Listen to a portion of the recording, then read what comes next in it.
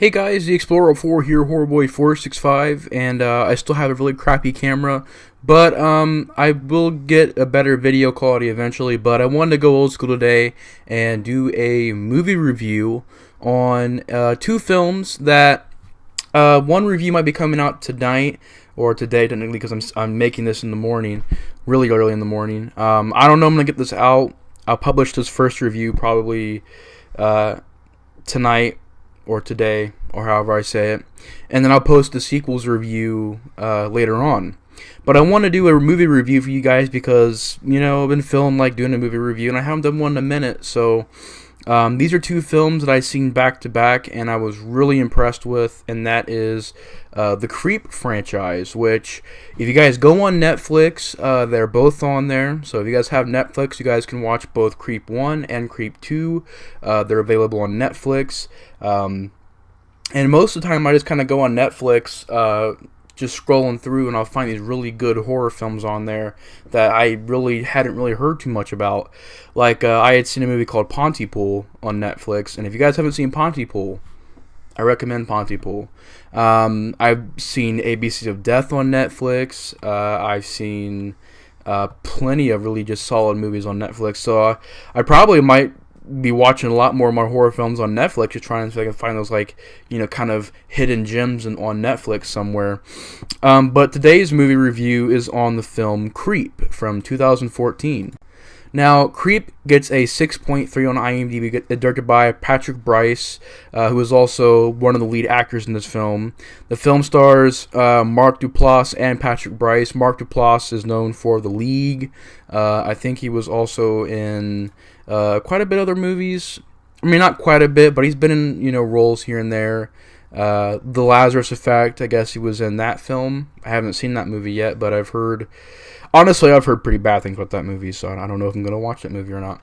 But this film is a movie that I totally knew nothing about. I just remember seeing the poster on Netflix a couple times and thinking, man, should I watch that movie or should I not?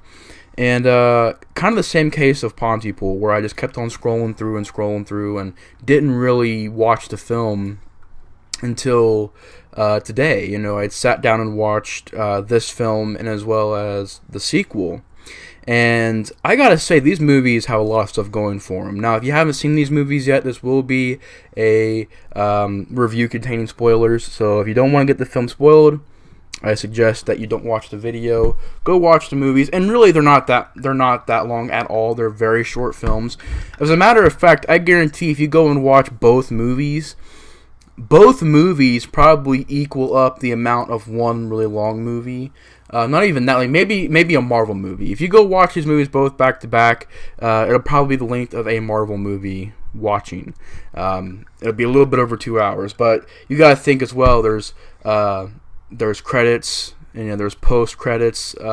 There's at the beginning of the movie, there's the logos and stuff like that. So, you take that stuff out, it's even a shorter film. So I would say, if you take away maybe 2 or 3 minutes of the movie, it'd be probably an hour and 14 or 15 minutes long. So that's pretty crazy. And yes, I'm drinking out of a jar, going hillbilly style. It was clean, and I figured I would use it, and was too lazy to clean out a cup, so I just used that. But the film Creep, like I said, came out in 2014, and I think is a Blumhouse movie. And this is a movie that did not cost very much movie to make at all. And I think it was pretty much an independent film for a while, until Blumhouse picked it up and was able to re-release it. It says it was released in 2014, but I think got a much larger release in 2015. That's when I remember seeing this movie on Netflix and stuff like that, was around 2015. And I just thought the poster looked very intriguing. The dark figure standing at the end of the stairs, which is the poster that I'll be using for this review. So you guys kind of get an idea for that. And that shot's in the film. There's a lot of great shots in this film, which I'll get into more details about my thoughts on the film in a minute. The film is pretty much about a Craigslist ad being taken from this guy who's a videographer, and he is pretty much asked to come out to this rural mountain area to film a guy who has cancer, and he wants to make kind of this video diary for his son. And so these two guys are going around doing different things, and scene by scene, you start to really realize there's something wrong with Mark Duplass's character. He said his name is Joseph, but later on in the movie you found his name's really not Joseph. But Mark Duplass's character becomes more and more weirder acting throughout the film. The Aaron character, who's the videographer, asks him a bunch of really weird questions and becomes a very creepy character, and that kind of builds and builds throughout the film, and that's pretty much just the plot. And I'll get into more details in a second, but that's pretty much just a rundown of the plot. And to talk about this film real quick, I thought that the movie just was very well paced. It's a very fast paced film. It's a very simple but very effective film. It's all about the visuals and the sound, and I really like it when a film can still scare you with not having loads amount of gore. The sequel kind of had a little bit more blood to it, a little bit more visceral gore to it. It wasn't like it was wall-to-wall gore, but it had more blood in it. In this film, I don't even think you see maybe even one shot of blood, which is pretty surprising because in the second film there's a lot more blood. But this movie is all about scaring you the old school way. Scaring you with the shadows and the darkness and the atmosphere and the sound effects and the soundtrack they use. There's no music to this film, which I thought really adds to that. And I've noticed that most of the movies I've seen that don't have music to them, films like Dracula, there's been plenty of movies I've seen that don't have soundtracks to them at all. And that really helps. For me, you can really build that atmosphere. So you take out the music, you can focus more on the atmosphere. You can focus more on the sound effects. So in this movie, it's all about visuals and what you see and what you hear. The acting is very strong in this film. It's very strongly reliant on acting and the idea. I thought the idea of this movie, while simple, was very creepy. And this is one of those very few horror films that actually did creep me out, because most horror films that I see don't really scare me. They don't really scare me. They don't really creep me out. Maybe it's because I've been watching horror films pretty much my whole life. So when you do that, you kind of get used to it. But I don't know. It was weird. It was like maybe it's the idea. I think there's certain ideas that really creep me out. Like The Exorcist creeped me out. Blair Witch Project creeped me out. Texas Chainsaw Massacre from 1974. There's been plenty of movies that have creeped me out. Cannibal Holocaust, definitely a movie that creeped me out and very disturbing experience. In this movie, like I said, it takes those simple basic ideas, and it really does make a great movie out of it. And it's very well shot, very well acted. I think everybody does their jobs well. And this was pretty much done by two guys, Patrick Brice and Mark Duplass. They wrote and produced and starred and made this movie. They went out there, they shot a film. I think they filmed it for a couple months. And I think that while they were filming the movie, they were going to theaters and they were showing people bits of the film. And at least this is what I got from the interview. I think that they was going and pretty much having the audience tell them to kind of guide this movie into what it became, because I don't think that it was meant to be a full-on horror film when it was being made. It was meant to be kind of like an uncomfortable kind of character study type movie. But I think that the decision to make this a horror film and a horror thriller type of movie was a very good decision, because it really does nail all the things that you need to do for those kind of movies. A lot of the scenes are very intense. They're very just nail-biting scenes. They are scenes of just really intense stuff. And there are certain key scenes in this movie that I really like. I really like the bathtub scene, which, if you guys have seen it, you guys know what I mean. But the bathtub scene I thought was a very creepy scene.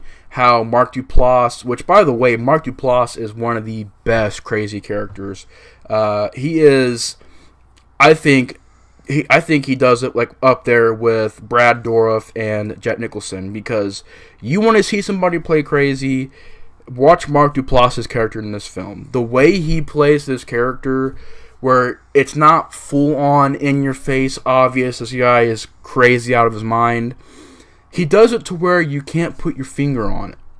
And you can't tell, maybe he's just a creeper, maybe he's just a stalker, maybe he just, somebody who wants a friend, maybe he's just somebody who's lonely, maybe he's somebody who really does have cancer and, really wants to fix his life up. And, of course, by the end of the movie, it ends up being that he's a serial killer, and him and Aaron kind of form this friendship, and, these two characters are definitely very well written. And the first half, there's two halves to this movie. The first half of this movie is Aaron going there and helping him film stuff. And Aaron gets creeped out and ends up leaving, but you think Aaron gets killed. It was a very smart decision for them to show this TV screen. You think that Mark Duplass is dragging these garbage bags of body parts from Aaron, and Aaron zooms the camera out, and you find out that it's not really him being killed. That it's a video that he got sent. And the second half of the movie is kind of like Mark Duplass being a stalker and sending anonymous packages to this guy's house and stalking him in his sleep, even to the point where he's taking scissors and cutting pieces of his hair off while the guy's sleeping. Mark Duplass has this mask, this wolf mask called Peach Fuzz, and he tells Patrick Brice's character about the story that he pretty much raped his wife in that mask. And that whole scene is very dialogue heavy. And I think that with films like this that kind of have those lower budgets, when they do those type of scenes where it's very acting heavy, that is where I fall in love with these really low budget horror films, or these horror films that are not really known or not really talked about too much, is when they can take, okay, we don't have all these effects and gore and stuff, but we can give you great acting. It kind of reminds me of Rest Stop, the first Rest Stop. There's a moment in that movie where it's a long 20 minute segment of a cop and a girl in a bathroom, and they're just talking. The cop got his legs ran over, he's dying, and the cop is actually the guy who played Oliver's voice in Oliver and Company, which was a pretty cool fact to find out. I was like, that was Oliver? Like, that was crazy.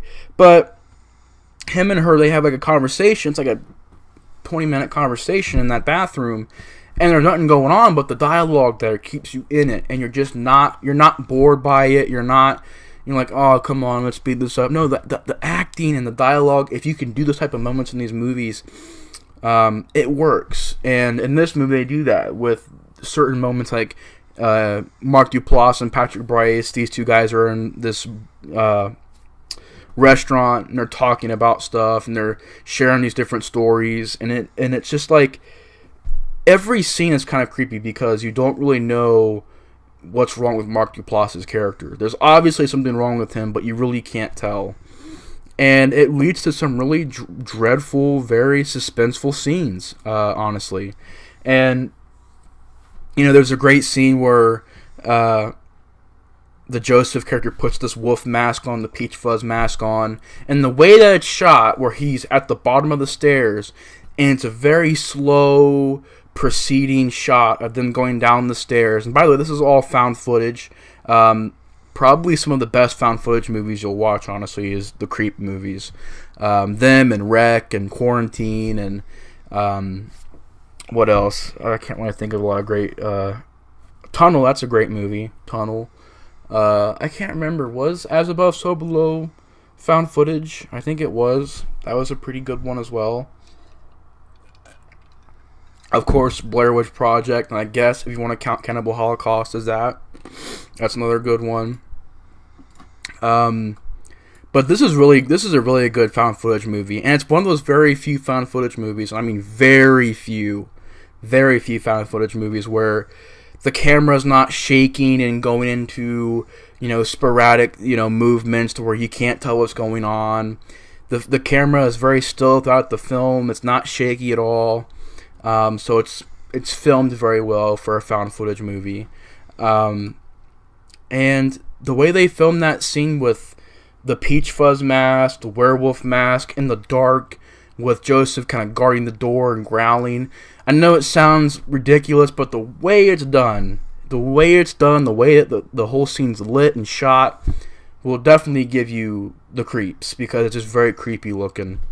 I think it would have been silly if Joseph would have talked and be like, haha, you can't escape or anything like that. But he doesn't talk. He just kind of shakes his head and nods whenever the guy asks him to leave. And it's a very unsettling scene, very creepy scene. I like how the Aaron character is not generic. You know, he's a very likable character. Even to the point where at the end of the movie, he forgives the Joseph character and is going to go meet him at this public park, and that's where he ends up getting killed. But there's no blood. It's just a very quick shot of an axe going into a head. And then you find out that Joseph has this massive video collection of these victims he has. And he's talking to this other person on the phone. And then, of course, the movie ends. So it's a very effective film, very creepy film. Definitely very suspenseful, very chilling. Works great as a thriller. And just altogether does some really great stuff. So if you guys want to see a really great found footage movie that's very basic, sorry I had to burp there for a second, but if you want to see a very effective found footage film that's very well put together and very well made, check out Creep. It's a very good movie. The next review you'll be seeing from me is on Creep 2, which I feel is an even better film. So I can't wait to get into that. Anyways, guys, thanks for watching the review. Hope you guys enjoyed. The Explorer of Horror is out. See you guys later.